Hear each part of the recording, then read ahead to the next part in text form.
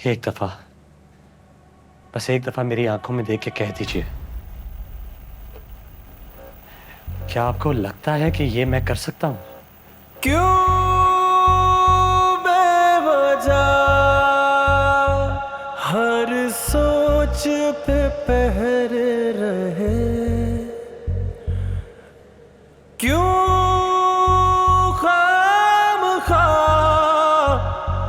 तेरे लफ्ज ठहरे रहे, आंखें बने दिल की जुबान आ तोड़ दे खामोशियां, खामोशियां मिटा दे।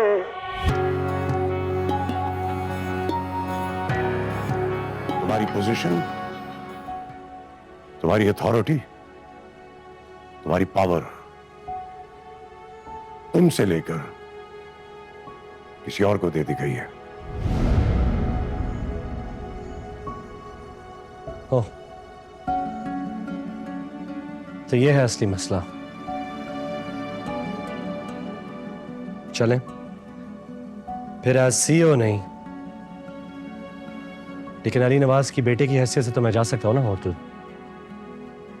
या फिर मेरी पावर, मेरी पोजीशन और मेरी अथॉरिटी के साथ साथ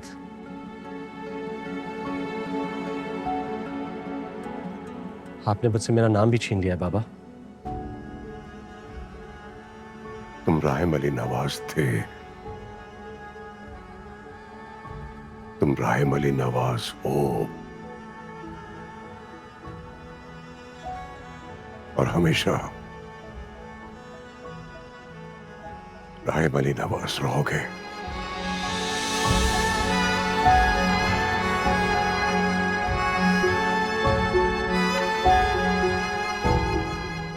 बाबा की नजरों में अपने लिए मायूसी देखी मुझे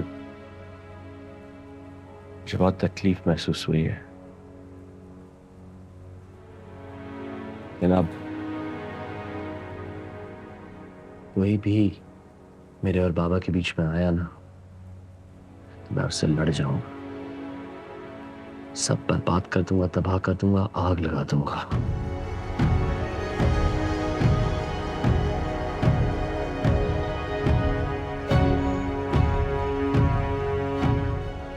बिल्कुल ठीक,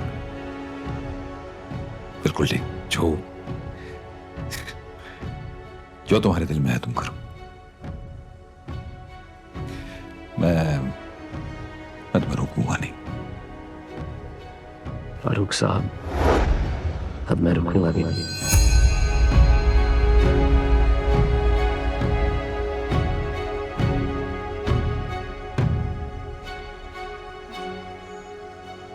जिंदगी में पहली दफा ऐसा देख रही हूँ कि एक माँ अपने बेटे के किए को डिफेंड नहीं कर रही, बल्कि उसके किए की सजा की बात कर रही है। क्योंकि उसने सिर्फ गलती नहीं की ना, बहुत बड़ा गुनाह किया। वो सिर्फ तुम्हारा नहीं है, जमाल का भी गुनाहगार।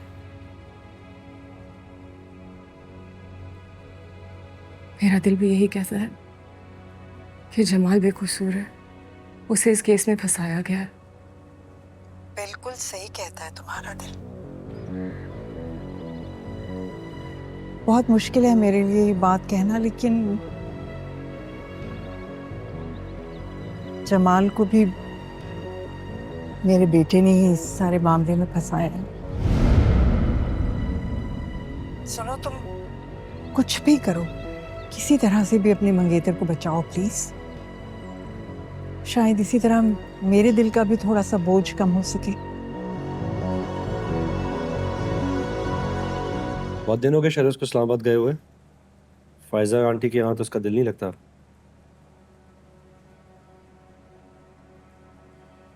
वो यूएस से चला गया। क्या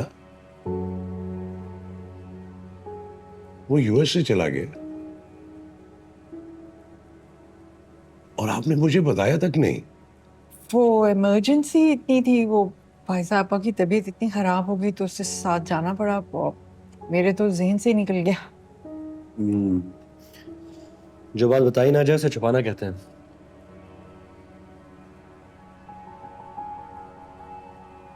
फायजा आपा को जाना था, वो चला गया, बस वो भी साथ चला गया।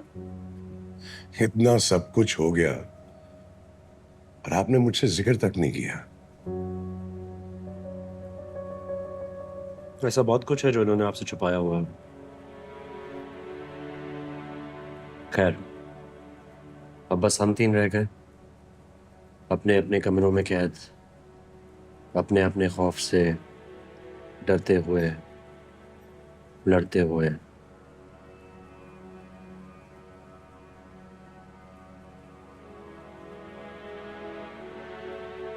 डरते और छुपते वो लोग हैं जिनके दिल में कोई चोर हो, कोई गिल्ट हो।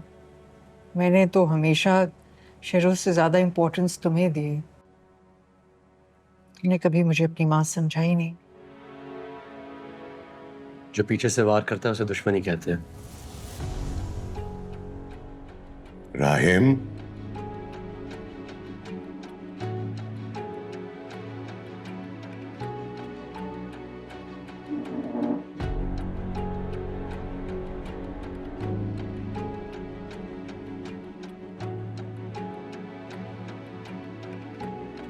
Excuse me.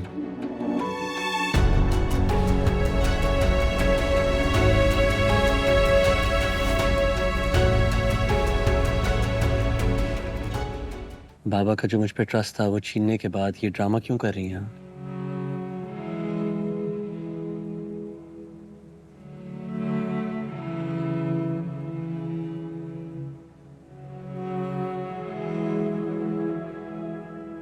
I really feel bad for you, Ibrahim. मैं ये करना नहीं चाहते। जब तुम्हारे बाबा और मैं तुम्हें ऑर्फनेज से लेने के लिए गए थे तो तुम्हारे बाबा ने पूछा था मुझसे, माँ की तरह मोहब्बत कर लूंगी? मैंने बड़े कॉन्फिडेंस से कहा था हाँ, मगर तब शहरोज नहीं था मेरी जिंदगी। देखिए, आप लोग सब कोर्ट आ जाएं, आपके जितने भी सवाल हैं आपको सब जवाब वहीं मिल जाएंगे।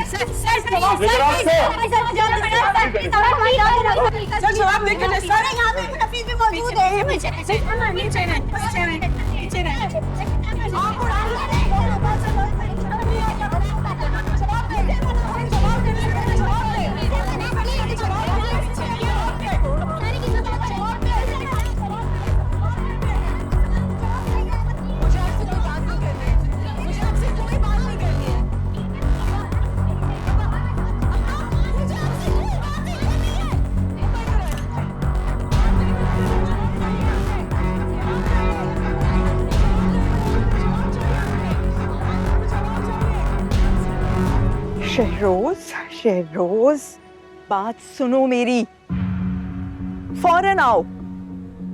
तुम्हारा बड़ा भाई अपनी सारी हरकतों का इल्जाम तुम पर लगा रहा है और तुम्हारे बाबा उसकी हर बात का यकीन कर रहे हैं। तुम्हारे बाबा का भी कोई कसूर नहीं है ना?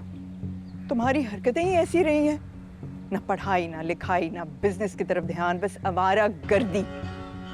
हमेशा तुम्हें डांट के, प्यार से, हर तरीके से मैंने समझाया, शहरोज बस कर दो, पढ़ाई लिखाई की तरफ तवज्जो दो, बिजनेस में इंटरेस्ट लो।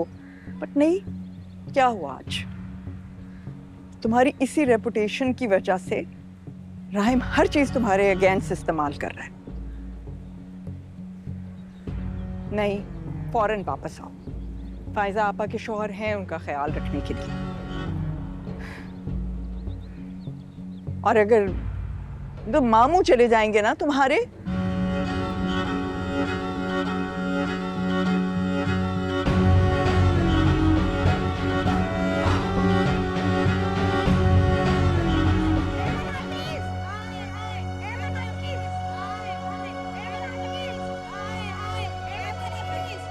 देख रहे हैं अब्बा बाहर कितना तमाशा लगाया हुआ है इन्होंने। अच्छी खासी इज्जत थी मोहल्ले में, सलील होके रह गए हैं।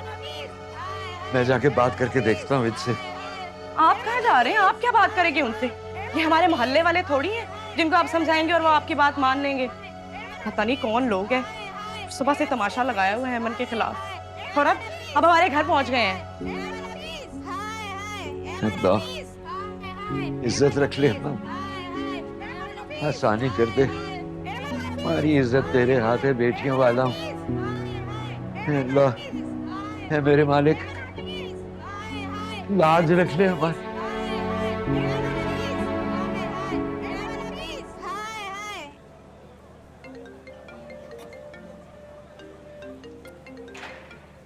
हेलो, अस्सलाम वालेकुम। राहिम अली नवाज बात कर रहा हूँ। आपसे एक छोटी सी रिक्वेस्ट थी। वालेकुम सलाम राहिम। जी जी बोले। एसएचओ साहब, मैं चाहता हूँ कि इमन हफीज़ के घर के बाहर जो एहतजाज हो रहा है उसे आप हटवा दें। जी जी, ना सिर्फ ये बल्कि मैं चाहता हूँ कि आप उन्हें सिक्योरिटी भी प्रोवाइड करें।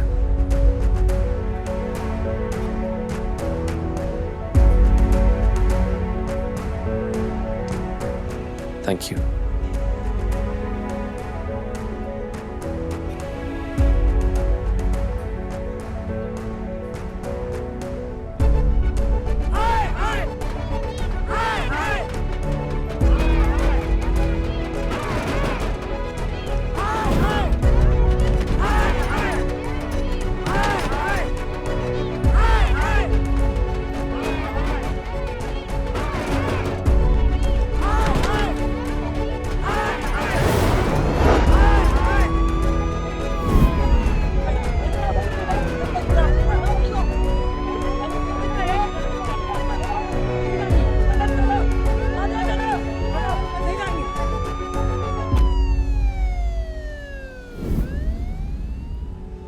आप बहुत अच्छी तरीके से जानते हैं कि वो कसूरवार नहीं है।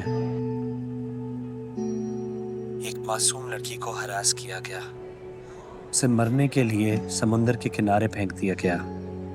गलती से वो बच गई तो उसे फोर्स कर दिया गया कि मेरे खिलाफ बयान दे, और फिर उसी बयान की बेसिस पे आप उसे बदनाम कर रहे हैं।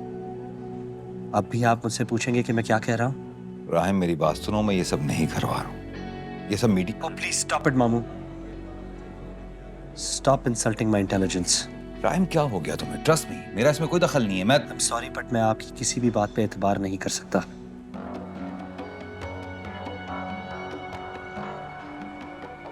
उस मासूम लड़की पे जुल्म करना बंद कर दीजिए। राहिम रिलैक्स।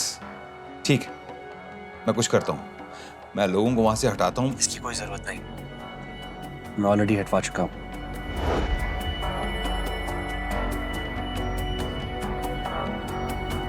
तुमने अभी मेरी दोस्ती और वफादारी देखी है,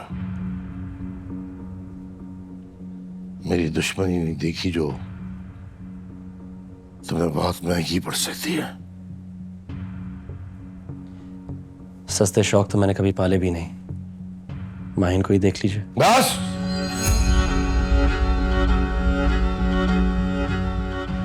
मेरी बेटी का नाम अपनी जुबान पे मत लेना, वरना मैं भूल जाऊंगा कि तुम इस वक्त मेरे घर पे मेरे मेहमान बनकर आए हुए हो। राहिम अली नवाज ने कभी आसानी से दुश्मनी नहीं की, लेकिन आपका वकार और आपका इखलाक देख के सोच रहा हूं दिल खोल के आपकी दुश्मनी कबूल करूं।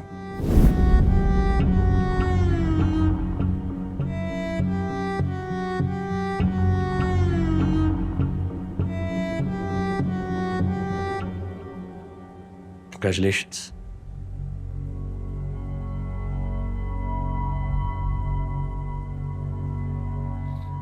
जब दिल से दुश्मन मान ही लिया है तो